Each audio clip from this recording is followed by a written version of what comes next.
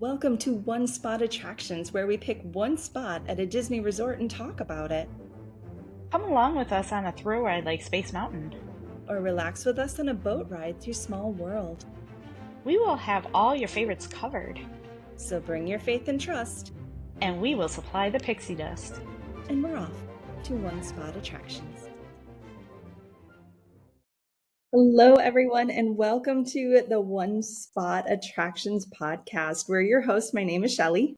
And I'm Christy. And we're going to be taking you to one spot at the Disney parks. We're going to give you some goofy gossip, talk about our one spot today, and then we'll finish up with some trivia. And our goofy gossip today is rather, it's kind of a big one, isn't it, Christy? Definitely not goofy. It is not goofy. No, it is not. It's much more, I don't know, Pete, what would be, what's kind of a bad thing? Zurg. Yeah. More like Typhoon Lagoon-ish. Typhoon Lagoon. Yeah, that works. So, what are we talking about this morning? we are a little less than a week from when Hurricane Milton hit. And I was actually right in the track of Milton. And my first real hurricane. So it was pretty interesting experience, but we were lucky. We didn't really take horrible damage. I'm currently without air conditioning again, but that's okay. I mean, other people have it a lot worse, and we all have them in our thoughts and prayers, and we're all thinking about them, and we want the best for them, but we're going to make it through. But let me tell you, Florida and Disney, it's really hard to close Disney or any of the theme parks, really, like Universal, Disney. They won't close unless they absolutely necessarily have to. I mean, I was there at Magic Kingdom live, actually, the day before the hurricane hit. Actually, it was 2 days. I don't know. It was either 1 or 2 days before. And I actually talked to a cast member, really nice cast member, and he at that point said that they were planning on staying open Wednesday and Thursday. And I was really shocked. I was just like, really? And I was just like, I thought you guys would have been maybe closing early Wednesday and having closed Thursday. And he's just like, not unless it's 75 plus mile per hour winds, we won't close. I was just like, well, thank you all for being here. And let me tell you, I went to Animal Kingdom not the day after, but not on Thursday, but on Friday, I went to Animal Kingdom, and they got hit. There was a lot of trees down, but Animal Kingdom has a lot of trees, a lot of bamboo trees.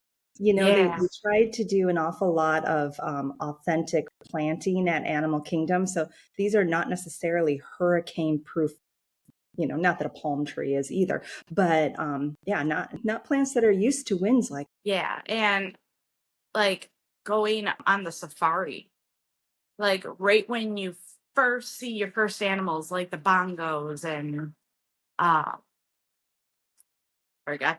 I'm having a brain fart of the other animals that are there.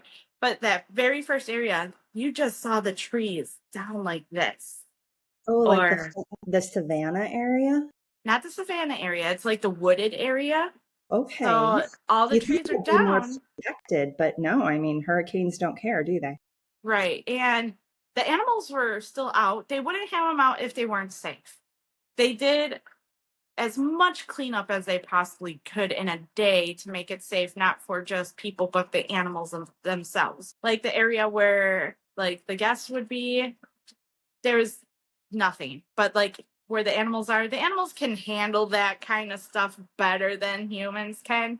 So like some trees down, you know, actually, I think the animals enjoyed that. I had seen reports from cast members that work behind stage at Animal Kingdom, and they said if the animal can safely be restrained in the back in a cage area and they won't hurt themselves, they did get them under cover. If they're a species that would be likely to injure themselves with panicking in a cage area, they did leave them out so that they did not necessarily injure themselves. And so they did definitely take species, I guess, quirks and abilities and personality into consideration. I also saw that they even did like some wrapping of lights around the castle and stuff. There was definitely some precautionary steps taken into place before, that guests were able to see before the parks were even closed.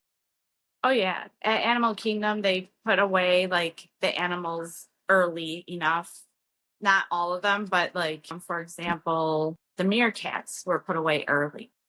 Oh, sure. So they did put away some animals early, but like I was asking them and they were like, they won't put them away, like you said, until they absolutely necessarily have to.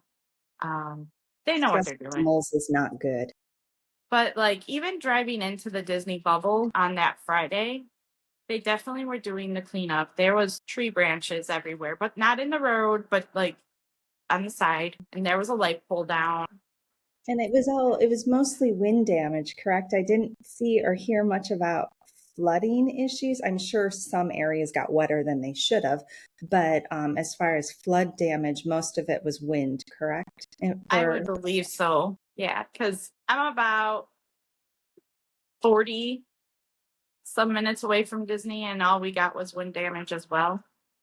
So, but What an they, experience. Like, yeah, I remember the first time I noticed Disney closed, and I was in college, and September 11th had just happened. And so I'm watching on the TV, and they've got stuff going on the TV, and then we're watching the actual events take place, and there's that little warning bar below your TV with all cancellations and everything. And when it said that Disney World and was closing and Disneyland and all this, then it was like, whoa, that's big. Before that, I'm sure Disney has had to close before that, but I definitely saw that and went, this isn't good at all. no, So yeah, that was yeah. We sure hope everybody is healing and getting better and their properties, and we're glad Disney didn't sustain much damage. I'm really glad you guys are okay, and that I worried a lot about you during that time. It felt very, very you know, worthless and up here in Wisconsin, it was like, how do I help? I have no way of doing this. So yeah, yeah, yeah. what a We're a little terrible. bit more educated now. But Yeah, yeah, that I always. mean, gotta do what you gotta do. So when you see the neighbors putting up boards on their window or like metal on their window and you have a air mattress because you have nothing else to put in front of your window. Better than nothing. Better than nothing. Oh no. Oh, Well, I'm glad you all made it through. I'm glad that Disney, they're so good at cleaning up. I'm sure by now it's pretty well cleaned up and stuff, and that there wasn't any long-term closures due to damages. That was something I was kind of worried about. So that's really good to see. They've got some really good construction, and that is going to take us into our one spot today, which is definitely some really, really good construction and also some yes. really bad construction. It's the best of the best and the worst of the worst, isn't it? Just one part. Just one part. Which one are we talking about, Christy? We are traveling. Well, we're going to stay at Animal Kingdom. We're talking about Animal Kingdom here, and we're going to Expedition Everest, the home of the Disco Yeti. Yay! For those of you, we'll get to that part, but Disco Yeti is very popular. But basically, this is a roller coaster at Animal Kingdom. It's in the Himalayas, and it's a very, very like themed, very well themed attraction. And honestly, like you have to go through the queue at least once if you haven't, because that is part of the storyline itself. And the storyline is, I believe it's like a tea company, Yes. and you have to get like your passports or passes. And then you're like traveling through like a shrine of a Yeti or for the Yeti. And then you're like walking through after you get past the shrine, then it's like you're getting ready with your hiking gear and you're still seeing more signs and warnings about the Yeti. And you're just like, what am I getting myself into here? So then you make it to your train, and your train is supposed to get you to the mountain. And of course, nothing's going to go wrong, Oh right? no, it's Disney. Nothing goes wrong. Nothing's going to go wrong. So you get on your train, and you get to the top of the mountain, and the track is broken. Keep an eye out because you'll see an eagle. Yeah, let's talk about that eagle in a little bit. Yes. Yeah. And then it's like, oh, what happens? Oh, you're going to go backwards. And then you run into our friend the Yeti a few times. And again, messing with that track, that sassy Yeti. And then It you go is down an 80-foot drop. It is a really neat roller coaster. It's a steel roller coaster, so it's smoother than most. With this roller coaster in particular, there are no inversions. You do not go upside down or anything like that. There's some steep embankments. I think the biggest thing to know about this attraction before getting on it is the backwards part. So when you go backwards in this attraction, there's a lot of track relocating. They'll change the track around, so you're going forward and then they turn it and then you go backwards, and they are using their track you know to its full extent. But with this attraction, when you are going backwards, you're going backwards and uphill, so you get a lot of g forces at you in the dark because you're in the cave at this time. So just be aware of that it is more intense than, say, Space Mountain, but it's very similar in the feel of the darkness inside. But then there is a lot of outside parts as well. It's kind of it's not as intense as, say, Rock and Roller Coaster, but this is not your Slinky Dog either. Even though the height requirement is 44 inches, which would allow some littler guys to get onto, they need to be able to, one, keep their head forward. Okay, this is just kind of a roller coaster goal, is to always look forward in a roller coaster. I might have been talking to a friend once and got a little concussed on it. The backs of the seats are not padded, so be careful with that. But if you've got a kid that can sit and stay forward and loves roller coasters, this one's a winner. I would say that it's about maybe 50-50 with the inside and out. There's not a lot of dark time, but Just when you're really going backwards, yeah. which But is about halfway through. yeah. But I think it's a fun ride. And I'm kind of mean. I like riding with newbies because I rode with a family who was completely new to this ride. And it was a family of three: mom, dad, son. The dad watched a video, which I was just like, the videos, like, videos are okay, but it's not the same. No, this one gives you a lot of feel that the video will not show you. It is more intense than what it looks like on TV on this one. I am totally supportive of watch the rides before you go on them so you know what you're getting yourself into. This one, there is more G-force, both high G-forces and low. When you go down that hill, you definitely get some floaty feeling. Yeah, but like, this mom did not see the video. She was completely clueless. She was a little nervous, but this was the part where I was not so nice, because like the part where you get up in the it's broken, I'm like, oh no, what happened? She's like, what happened? Was that not supposed to be there? And then we go backwards, and then you see the Yeti break apart the track again. I'm like, oh no, what is he doing? And she's just like, but at the end she was just like, that was fun. And I was just like, well, I'm glad you had fun. And I'm This is sorry I kind brought of that. fun one to meet people on, because it's so much fun to kind of play along with this attraction. What was hilarious was, I am not supporting this, but my father had a quadruple bypass. surgery. And once he was fully healed and cleared, he went to Disney. And that was kind of his healing reward to get back up and get active. That was the carrot. And he decided he wanted to do Everest. And it was like, okay, well, if your doctor says it's all right, so he went with me and my best friend Liz. So the three of us go up there. Someone's got to sit by a stranger. And I'm like, that's fine. Liz and my dad can sit together. I don't mind sitting by people I don't know, things like that. And my dad's like, yeah, I'm fine. The next thing I know, he is just chatting it up with this gal. And come to find out, here she's a nurse, and she's a nurse in a cardiac ward. And they're just talking about his bypass and everything. And I'm like, I'm actually feeling a lot more comfortable about putting him on this ride with me than a cardiac nurse sitting next to him. But they were short from just exchanging numbers and being like, we're going to ride that again. Let's meet up again.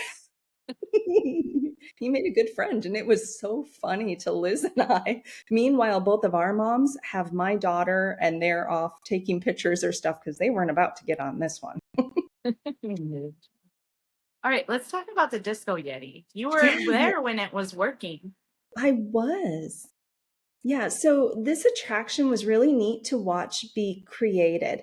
And so I've been fortunate to be going annual, if not biannual, depending on some of the years. So I got to see it kind of be created from ground up. And that's exactly how they really did it. They created like the foundation for this huge 22-foot animatronic Yeti, which when I was kind of researching this, I found out where the term Yeti comes from. So when you are climbing in like Nepal and Tibet and stuff, they have Sherpas, which are like native people of that area that thrive on the elevation. They've evolutionarily created their bodies to be able to handle this much better than, like me as a Wisconsinite, because I would not make it to base camp. So they definitely do not fear the Yeti. They have like a legendary respect for it. And this goes into the legendary part of Animal Kingdom with animals, current, old, and legendary. With this, when they created the Yeti, they did just call it the Yeti, which is Sherpa for rock animal. Yeah is rock. And I'm not really sure how to say it exactly in their accent, is animal, I guess. And so that's how they get Yeti. It's a rock animal. It's a large, legendary creature. So they created that first. Then they built the track. And I was able to see the track being built, came back about in 2005-ish. And early 2005, and they were creating the mountain over the track. So the Yeti came first, or the Yeti platform at least, the track, then the mountain. This is going to become kind of important because we're going to talk about some of the problems that came with this formation. As much as it makes sense to start at the bottom and build your way up, that Yeti was the largest, most elaborate animatronic at that time. Since then, they now have the one on the Navi River that's more elaborate. This one, it kind of reached its hand down, the Yeti, and it kind of was like it was scooping you. I was there in January of 2006, and they did a soft opening, which you don't really see that much anymore. They do annual pass holders, influencers. They do different things like that. They don't really just soft open and let regular guests, nobody's like me in anymore. But they did at that time. And so my friend Jessie and I were there, and we got to get on it. We had no idea what this was. We didn't have YouTube videos to educate us. So we got on it. And when you get to the first stop, we're sitting there. We had no idea. So we just turn our heads. We're just talking and stuff like that. Like, what do you think is going to happen? Whatever. And then it went backwards. And that's where I bashed my head so badly. Why am I getting concussed on Disney rides? Because you keep your head straight on a roller coaster. But so I did get to see the Yeti in its full motion, which was intimidating because one, I didn't know it was there at this time. We hadn't been spoiled by seeing stuff in advance or pictures or something. So it was actually kind of terrifying. It's huge. It's bigger than you think it should be. And then it was swooping its arm down. And I don't know if it was just that big of a motion or if they had air going, and knowing Disney, it could be either. But you felt like a breeze from that arm just missing you as your roller coaster went by. It wasn't long after that. The official opening was in April. And just a few months later, the foundation under the Yeti kind of gave way and that cement became faulty. At that point, they had to go into what they call mode B on the Yeti, which means he kind of stops movement. He's just there. And they put like flashing lights on him to make him look a little bit like he's moving, but he's not anymore. In order to fix that, they would have to take the mountain down, huge parts of the track.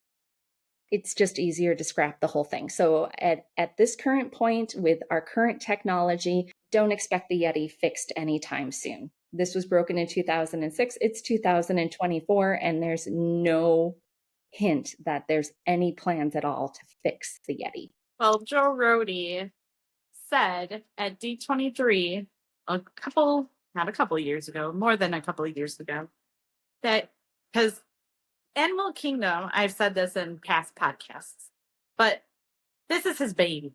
Yeah, this is Joe Rohde's baby. And he actually was one of the main people who was on this project for Expedition Everest as well. I mean, he went out to Asia and did all the research like they do. Yeah, so, out there somewhere. And yeah, he was upset when it didn't work. I mean, this was one of his, I mean, the whole park is his baby, but like he helped on this one. And, you know, people were like, hey, Joe, is this Yeti gonna ever work again? And he said at D23 that one year, I don't remember which year it was, many years ago, that he is going to try his hardest to get that Yeti to work again, because he really wants to get that Yeti to work again. And I'm pretty sure to this day, he still wants to get that Yeti to work again. But, you know, he retired in 2020, but now he's back. But he's not back to work on the Yeti. He's got other things on his mind. Yeah, he's back to work on, you know, the other upgrades in this park. But he really wants to fix that Yeti. But I don't think it's going to happen. That's going to be hard. And yeah, clarification on when we say fix the Yeti, it's fix the foundation of the Yeti. The animatronic itself is totally fine. So the animatronic can swoop. It can do everything. So his actual, Joe Rohde's actual like work is working fine. It's the construction underneath it. So the concrete, whatever they've got underneath it, that's what's faulty. And the weight of the Yeti with that swinging arm could cause a collapse of the Yeti, a collapse of the foundation, something like that. Now we've got it quite a danger. So that's why it's in B and so hard to fix. It's not like you can remove the Yeti and put them back. It's a foundation issue. Yeah. I remember putting my son on this the first time. So we got on, and a lot of times my husband, who is not the Disney person, he'll say he did not drink the Disney Kool-Aid. He will sit by my daughter a lot of times because I will play along with my son and get him excited about it and stuff, where he just kind of rides. And so I got to sit next to the little guy, and, I'm just sitting there saying, like, keep your head back, keep your head back. We don't need another situation. And he loved this attraction. He's my roller coaster kid, though. He's the one that loves Cedar Point and the big roller coasters. And this was, other than Slinky Dog, this was his first big boy roller coaster. And that holds a very special place in his heart, for sure. Yeah, my kids won't touch this ride. It is just a lap bar. It doesn't go over the shoulder. It's just a pull down lap bar. And you are secured in there. Don't worry. You are, but my kids, they're not they're not brave enough yet, and I don't think one of them will ever be brave enough. But that's okay. The That's two okay. parts, I hate the chain length. In general, I don't like old style roller coasters. I like rock and roller coaster where you start off really fast. I don't like that anticipation pull up of the chain. It's just not for me. I'm a big baby. So when you are going up so high to get to the top of the mountain, and it's a beautiful view. If you want a view of Central or Central Florida, and you want to be able to see all of Animal Kingdom, get on Everest for sure. But that does always cause me a little unrest. And then when you're going backwards and you're going uphill, I always get I don't know if my body just tenses or something, but I realize I'm not breathing very much. So about the time we stop, I'm out of breath and I'm like, you need to breathe hard, child. Come on. Like that's the whole part of it. It's the climax. It It's the is. climax of the story. And I think that it's such a landmark it's a landmark in Disney World alone, but at Animal Kingdom, it is the silhouette of the park. You've got the skyline of Animal Kingdom, and that's there. It's the tallest feature in Disney World. And I mean, that's saying something because you got Tower of Terror there too. So Yeah. you got some tall attractions, and this one's the tallest. And you get to Yeah. get up there and see things. So if you're not afraid of heights, if you are afraid of heights like me, you'll be fine. It's worth it. I do it every time. You'll barely notice. Just don't look to the side. Yeah. Did you know? Fun fact: what is his name? Bob Gurr. He's an Imagineer. Okay. He told someone a secret. I don't know how big of a secret it actually is, but there's a basketball court. Are you sure that it's Everest, or are they talking about Matterhorn? Is it Matterhorn? Matterhorn has a basketball court. And I do think that a lot of times those two attractions do get confused. Matterhorn is at Disneyland. Expedition Everest is at World. Matterhorn is kind of much more like Space Mountain. In fact, Space Mountain was kind of created in its likeness for World, where it's a bobsled going down. But they used to have these climbers that would climb up at the sides of Matterhorn, and they would have a break room. And that break room, it wasn't, people will say a full-size basketball court. I think it was like a basketball hoop, and they use it for storage now. But that's Matterhorn. Everest, best of my knowledge, and I watched that get built, doesn't have anything inside of the facility other than the track. Well, thanks for correcting me, because I thought it was Everest. And honestly, those two mountains have very similar look. Obviously, Expedition Everest is huge, just based on when it was built and the space it had available. But yeah, that Matterhorn's also one of my son's favorites. He likes his mountains. Yeah, I got it mixed up. Yeah, well, I think that's easy to do. In fact, I was talking, my son's name's Sam. I was talking to Sam last night about it, and I'm like, I'm doing Everest tomorrow. I'm going to be talking with Christy about that. And he immediately started talking about Matterhorn. And I had to, and I was like, no, Everest, the big mountain at Animal Kingdom. And he's like, yeah, the fast one. Like, you know what? It's easy to get them mixed up. I've heard people at the park call it the Matterhorn too. So. Yep, they're similar in many ways. Well, there's your fun fact for the Matterhorn. That one's kind of a fun one too. I also think that when you were talking about the detailing that was taken into consideration when they were developing it, Disney is so authentic with how they decorate. That's important to them.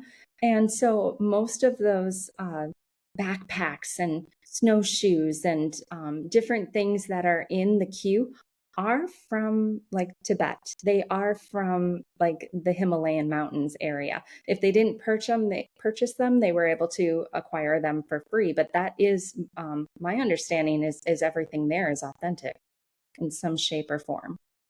So they did not go to Goodwill in Orlando and pick them up. I just absolutely love it. Especially that park. That park is so well themed. It's ridiculous. That's why it's one of my favorite Disney parks, because you can walk around there and you don't feel like you're in Florida. Like, it is just amazing. So it's like, take the time to walk around and just actually look at everything.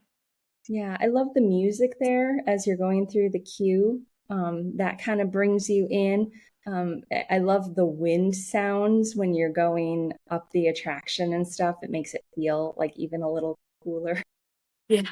They used to have mist on it. They used to mist it so that it would feel cooler and you get kind of that snow feel. I don't know when that stopped, but they don't do that anymore. Probably because, I mean, it is a steel track. Being in Florida, I would assume that would cause rust. Yeah. I'm sure it was an upkeep problem. Yeah. So the other animatronic that stopped working that will occasionally work, we talked a little bit at the beginning about the eagle when you're first stopped. There is a bird, they call it the bird on the stick. Yeah. The eagle. The bird on the stick, otherwise known as the eagle, the Everest eagle.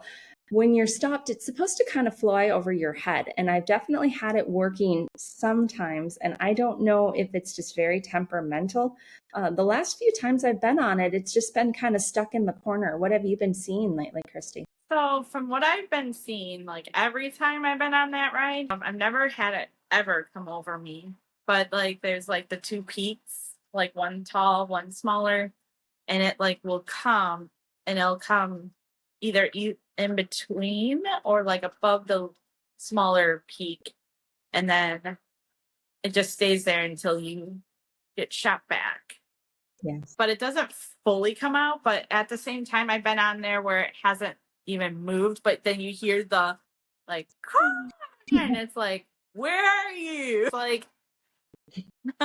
like, I hear you. Why aren't you there? Where did you Yeah, go? so it seems to almost be like a cursed mountain in the way that the animatronics are a little temperamental.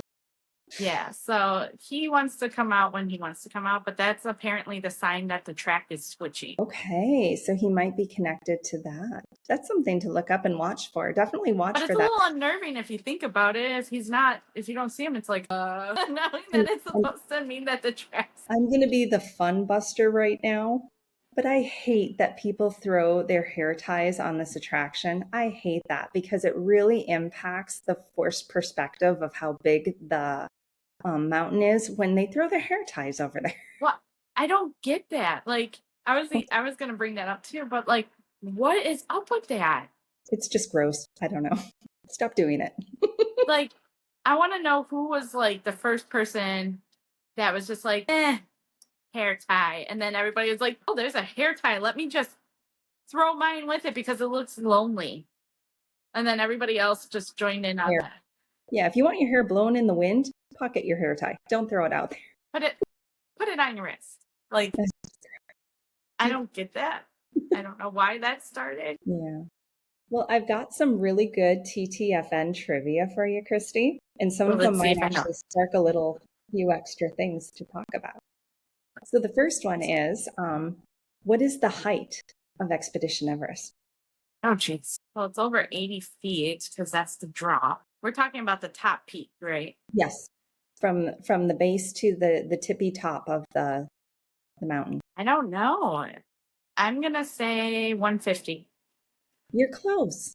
You're close. It is 199 feet and 6 inches. 199.5 feet tall. The reason why, same thing as Tower of Terror that we've done in an episode before, if they reach 200 feet, they have to have those plain blinking lights on it, even though it's a no-fly zone for Florida. That doesn't exclude them from having the lights on the top. So if they keep it 6 inches shorter, which is also 6 inches taller than Tower of Terror, then they don't have to do that. What's the name of the mountain? It's not Everest. Mount Fuji. It's not a real mountain name. Oh. This one I thought, well, I always call it Everest. They do have Everest in the silhouette of the attraction, but it's called the Forbidden Mountain, which you'll see multiple times. But the Imagineers have come out and said Everest is part of the mountain range. But when you were talking about the second peak, the smaller peak. Even though Everest is the tallest peak, they're doing forced perspective. So if you're on the Forbidden Mountain, Everest is going to look a little smaller since it's in the back area. So you can see Everest from Expedition Everest, but that's not the mountain you're riding on. You're riding on the Forbidden Mountain. There you go. Yeah. You personally will love this one. When you are going through the queue and you are seeing all of the photographs, many of these photographs were taken by an Imagineer and then put up there. Who took those pictures in like around Everest on location for this attraction?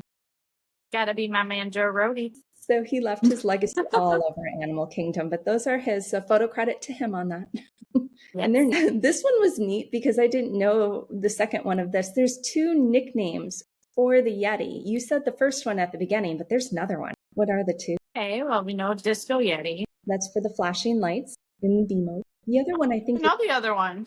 No, I didn't either, but I'm going to use it now because it's really cute. It's Betty Yeti for B mode Yeti. Betty Yeti. I think it's so cute.